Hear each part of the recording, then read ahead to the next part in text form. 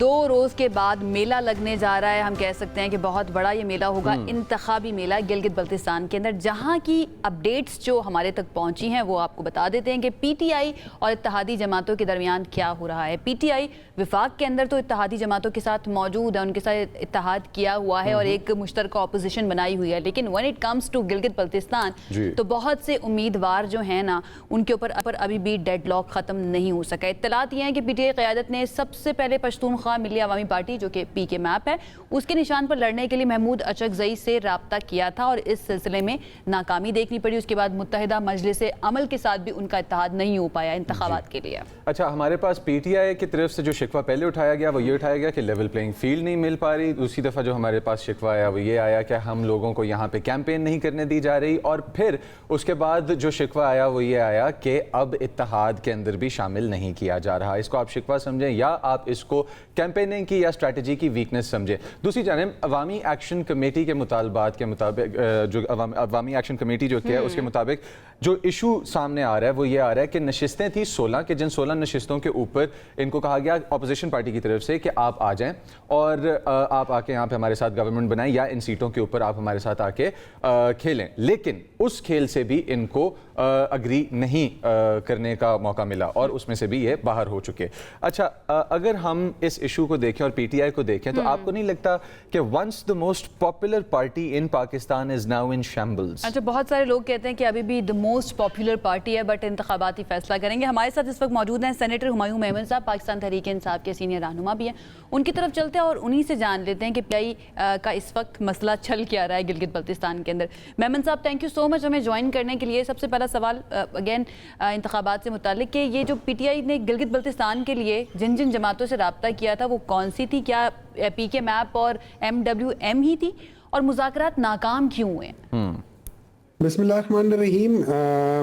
دیکھیں, مجھے اس کے ڈیٹیلز کا نہیں پتا کہ کن کن کے ساتھ ہوئے ہیں مذاکرات کا, لیکن اس میں بیسیکلی وہاں پہ اگر آپ گلگت بلتستان کے اگر آپ وہ دیکھیں تو اس میں نارملی گلگت بلتستان اور جو آزاد کشمیر ہے یہ ہمیشہ جو بھی فیڈرل میں جو جماعتیں ہوتی ہیں ان کے ساتھ جاتی ہے. وہاں پہ اگر دیکھا جائے تو وہاں پہ صرف دو پولیٹیکل پارٹیز ہیں, پیپلز پارٹی ہے اور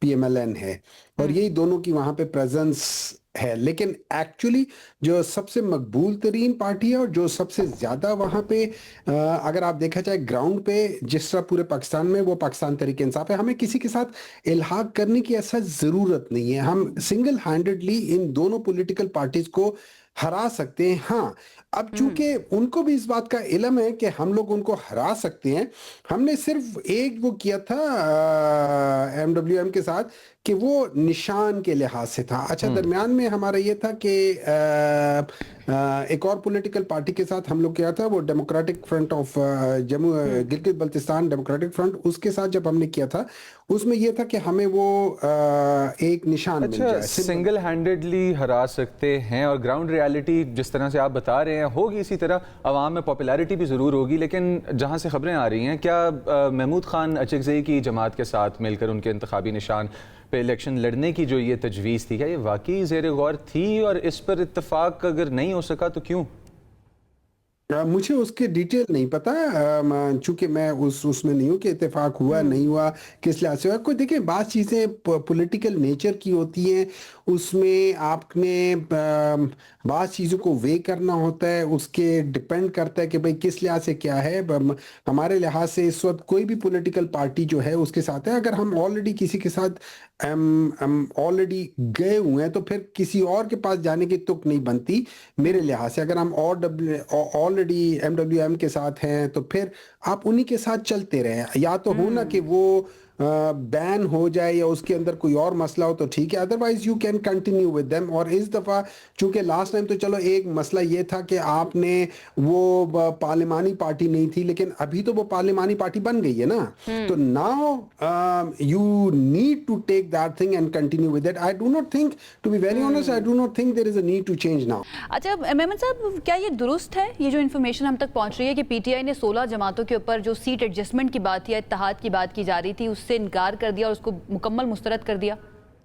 دیکھیں, اتحاد تب ہوتا ہے جب آپ किसी जगह पे अपनी वीकनेस और किसी जगह पे अपनी स्ट्रेंथ को यूज करना चाहते हैं, और दूसरी पार्टी जो है उसकी कोई स्ट्रेंथ हो जिसको आप बाज़ जगहों पे यूज करें और अपनी वीकनेस उनकी स्ट्रेंथ के साथ कैमोफ्लॉज करें और उनकी वीकनेस को अपनी स्ट्रेंथ के साथ कैमोफ्लॉज करें।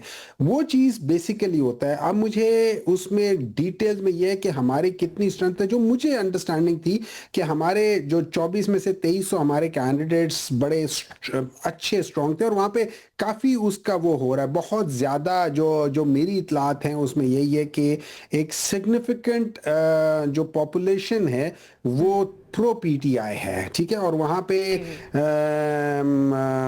बहुत अच्छे तरीके से ये सारा का सारा सिस्टम वो किया हुआ है। पीटीआई ने अपना बहुत स्ट्रॉन्ग होल्ड्स बनाए हुए हैं, तो फिर उसके लिहाज से किसी के साथ इल्हाक करना, आई डोंट नो कि कितना फायदा होगा कितना नुकसान होगा, वो तो जब आप डिटेल में जाते हैं। अवामी एक्शन कमेटी के मुतालबात के बारे में पीटीआई का क्या मौक़िफ़ है, इस पे थोड़ा सा डिलिब्रेट कीजिएगा।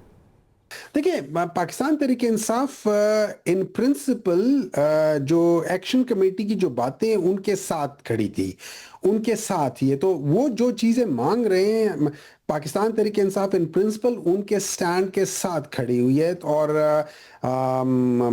मेरा यही ख्याल है कि उनकी बहुत सारी चीज़ें जो है ना, जो वहाँ पे बहुत सारी इंटरफेरेंस और बहुत सारी चीज़ें थी। देखिए, एक वक्त आता है कि इन इंटरफेरेंस को ख़त्म होना चाहिए, चीज़ों को मेरिट पे जाना चाहिए। अगर आप मेरिट नहीं रखोगे तो चीज़ें ख़राब होती रहेंगी। आपने उसको ठीक करने, आज नहीं तो कल, कल नहीं तो परसों, you have to correct that. लगे ऐसा रहा है कि आपके पास प्लान भी मौजूद होगा। Thank you so much Memon साहब हमें ज्वाइन करने के लिए। लेट्स सी कि आपका ये कॉन्फिडेंस जो है वो ट्रांसलेट करता है इलेक्शन के रिजल्ट्स के ऊपर या नहीं करता।